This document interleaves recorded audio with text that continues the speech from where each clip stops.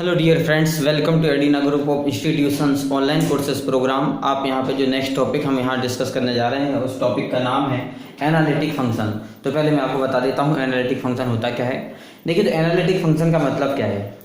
Analytic function मतलब है अगर कोई वेरिएबल जेड है तो उसका डेरिवेटिव, एनालिटिक और डेरिवेटिव दोनों एक ही चीज़ होती है। डेरिवेटिव मतलब उसका डिफरेंशिएशन करते हैं विद रिस्पेक्ट टू जेड। अगर कोई फंक्शन जेड है उसका डिफरेंशिएशन अगर हम कर दें विद रिस्पेक्ट टू जेड तो वो डेरिवेटिव होगा। डेरिवेटिव होगा मतलब वो एनालिटिक होगा।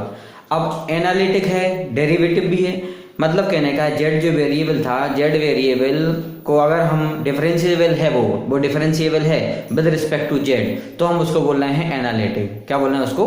एनालिटिक।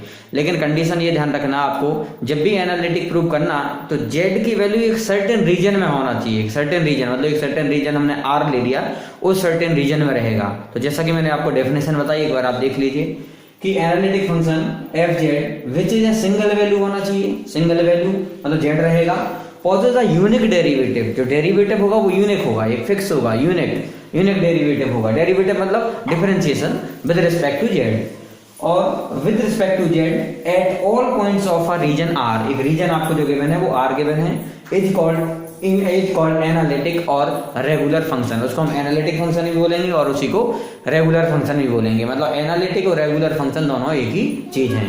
एनालिटिक फंक्शन और रेगुलर फंक्शन, देखिए दोनों चीजें एक ही हैं।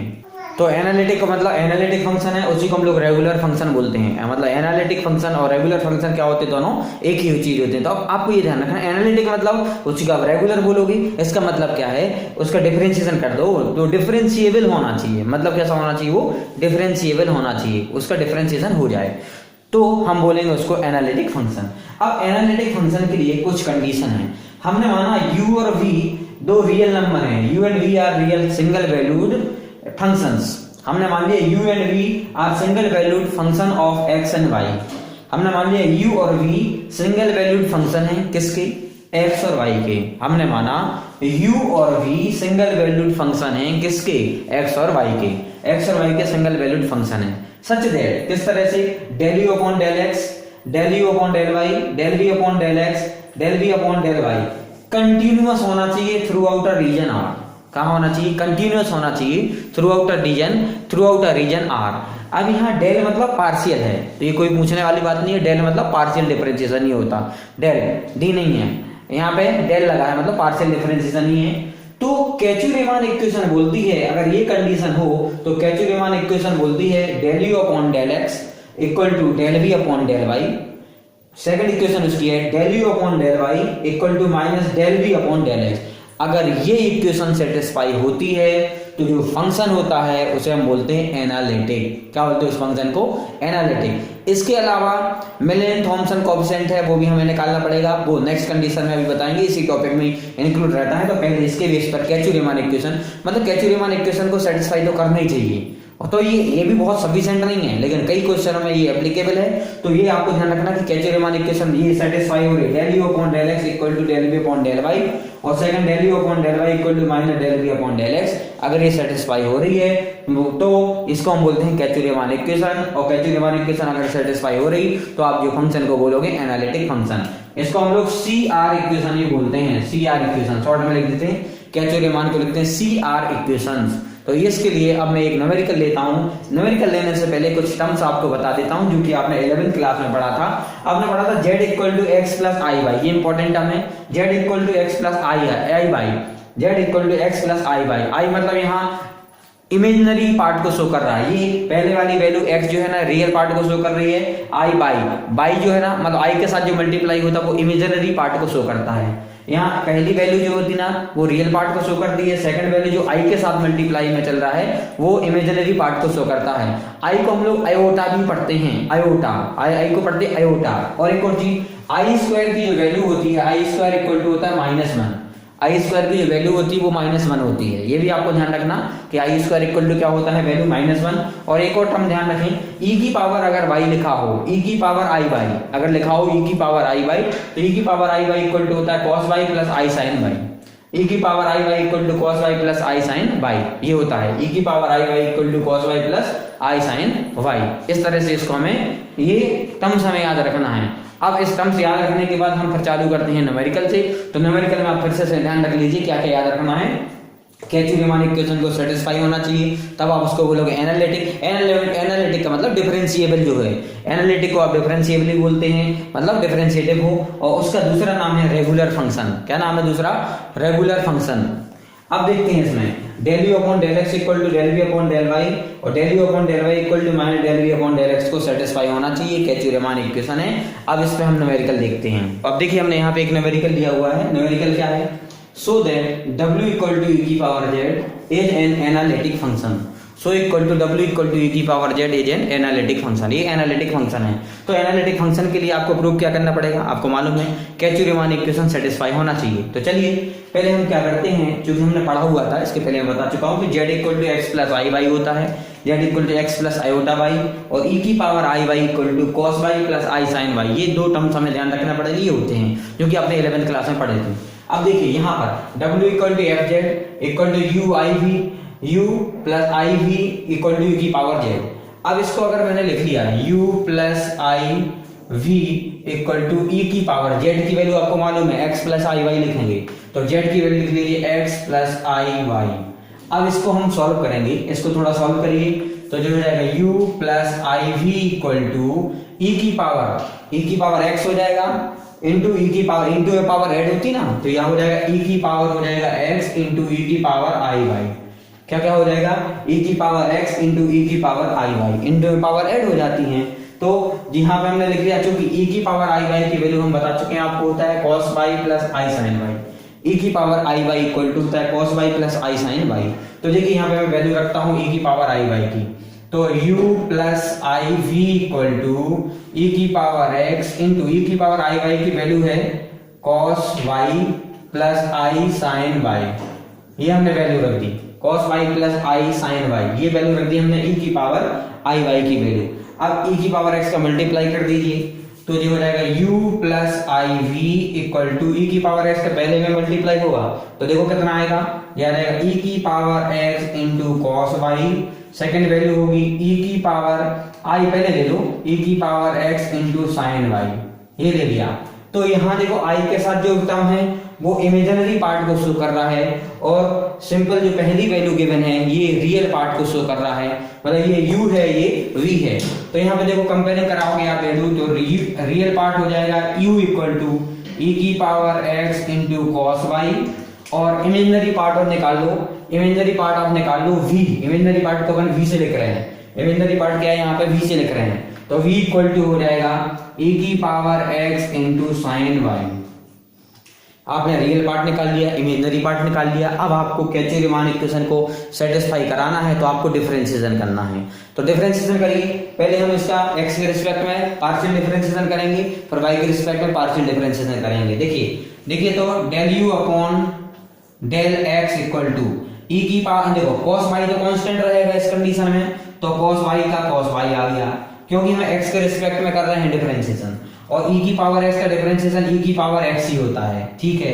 फिर del u upon del y और निकाल लेते हैं, del u upon del y, y के रिस्पेक्ट में कर रहे हैं, इसी को y के रिस्पेक्ट में कर रहे हैं। इसको चाहो तो इक्वेशन 1 डाल देना और इसको चाहो तो इक्वेशन 2 डाल देना। इक्वेशन 1 का फिर से कर रहा हूँ y के रिस्पेक्ट में डिफरेंशिएशन, देखो कितना आएगा, y के रिस्पेक्ट में e की पावर x तो बाहर आ जाएगा और cos y का डिफरेंशिएशन कितना होगा y के रिस्पेक्ट में माइनस के साइन y, ये हो जाएगा माइनस के साइन y।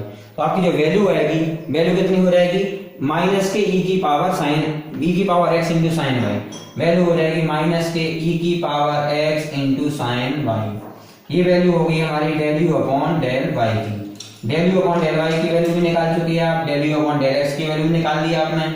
अब इसी तरह से हमें del v upon del x की वैल्यू निकालना है, del v upon del y की वैल्यू निकालना है, फिर हमें देखना है कैची-रीमान इक्वेशन सेटिस्फाई हो रही हैं कि नहीं हो रही हैं। चलिए देखते हैं, तो हमें इसका करिए, इसका डिफरेंशिएशन करिए इक्वेशन नंबर 2 का।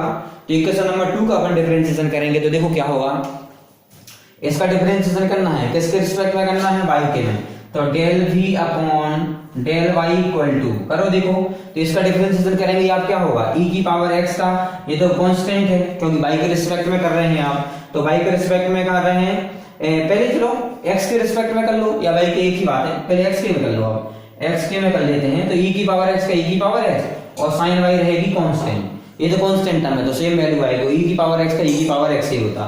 तो del v upon del x की वैल्यू निकाल ली अपन ने। अब निकालना है, फिर से डिफरेंशिएशन करना है y के रिस्पेक्ट में, del v upon del y equal to, देखो तो e की पावर x तो बाहर ही रहेगा और साइन y का जो डिफरेंशिएशन हो जाएगा वो हो जाएगा cos y। तो वैल्यू हो गई इसकी e की power x into cos y, ये वैल्यू निकालनी हमने। अब कैचू-रीमान इक्वेशन को सेटिस्फाई कराना है, जो कि कैचू-रीमान इक्वेशन अपन ने पहले पढ़ी हुई है। तो कैचू-रीमान इक्वेशन को मैं आपको बताता हूँ। तो सीआर इक्वेशन जैसे कि हम आपको पहले बता चुके थे, तो यहाँ पे फिर से देख लीजिए, हमें ये सेटिस्फाई करना है कि del u upon del x equal to del v upon del y, पहली कंडीशन। दूसरा del u upon del y equal to minus के del v upon del x, ये हमें करना है। ठीक है, हम लिखते हैं। देखिए अब ये आपकी चारों कंडीशन हम लोग निकाल चुके हैं। हम निकाल चुके del u upon del x की value, del u upon del y की value, del v upon del x की, del v upon del y की वैल्यू। अब हमें सेटिस्फाई कराना है, तो सेटिस्फाई कराने के लिए पहले का del u upon del x की वैल्यू करना है किसके, del v upon del y के बराबर आ रही है, चेक कर लेते हैं अपन।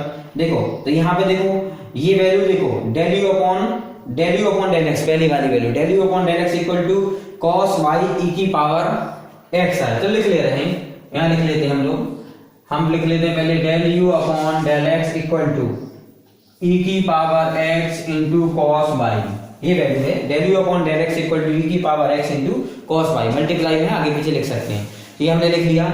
और दूसरा हमें क्या, उसके d del v upon del y की निकालना है, del v upon del y, ये देख लो del v upon del y, del v upon del y की जो वैल्यू है कितनी है, देखो e की power x into cos y same है, e की power x into cos y same है। चलो ये पहली तो सेटिस्फाई हो गई कि del u upon del x equal to del v upon del y, क्योंकि दोनों के आरएचएस सेम है तो एलएचएस भी क्या होंगे, सेम होंगे। तो पहली कंडीशन सेटिस्फाई होगी आपकी कि del u upon del x equal to, del u upon del x equal to हो गया del v upon del y, पहली कंडीशन।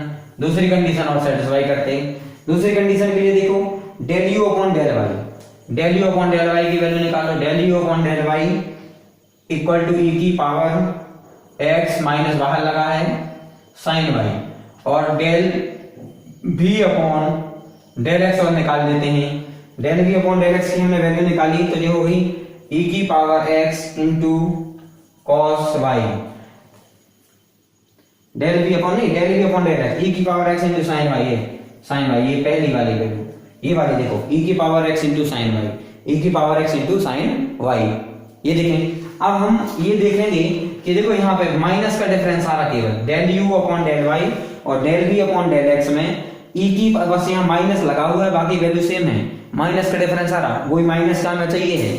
मतलब यहाँ से क्या निकल गया, आप इनको चाहो तो इक्वेशन नंबर डाल देना, 1 दे चुके थे आप, यहाँ पे दिया था नहीं दिया था, अब इसको नहीं 2 दे चुके थे, इसको 3 दे दो और इसको आप 4 दे देना, तो ये वाली वैल्यू हो गई। और इसको आप इक्वेशन नंबर 5 दे देना, इसको इक्वेशन नंबर 6 दे देना।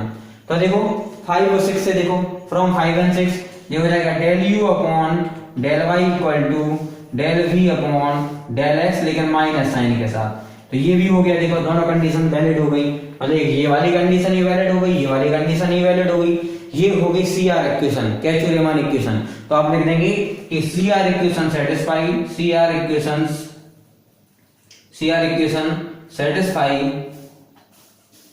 Satisfy hence the given function कौन सा था, w, hence w equal to e की power z is analytic, w equal to e की पावर z इज एनालिटिक, लिख दीजिए बस एनालिटिक, हो गया बस। ये इस तरह से हमने इसको सॉल्व कर लिया। तो ये इंपॉर्टेंट क्वेश्चन है, एनालिटिक को इसी तरह से सॉल्व करना है। एनालिटिक मतलब डिफरेंशिएबल होना चाहिए, सिंपल सा, और सीआर इक्वेशन को सेटिस्फाई करना चाहिए। सीआर इक्वेशन मतलब कैचू-रीमान इक्वेशन को सेटिस्फाई करना चाहिए। जो कैचू-रीमान इक्वेशन को सेटिस्फाई करेगा वो फंक्शन एनालिटिक होगा। एनालिटिक को मैंने बताया था, इसको रेगुलर फंक्शन ही बोल देते हैं, मतलब ये डिफरेंशिएबल होना चाहिए, सिंपल सी बात। तो उसको हम बोल देते हैं एनालिटिक फंक्शन। एनालिटिक आप समझ ही गए हैं। इस तरह के क्वेश्चन बहुत जरूरी इंपॉर्टेंट है, ये पूछ लिया जाता है। अगर आपने हमारे चैनल को सब्सक्राइब ना किया तो सब्सक्राइब ध्यान से कर लें। Okay, thank you.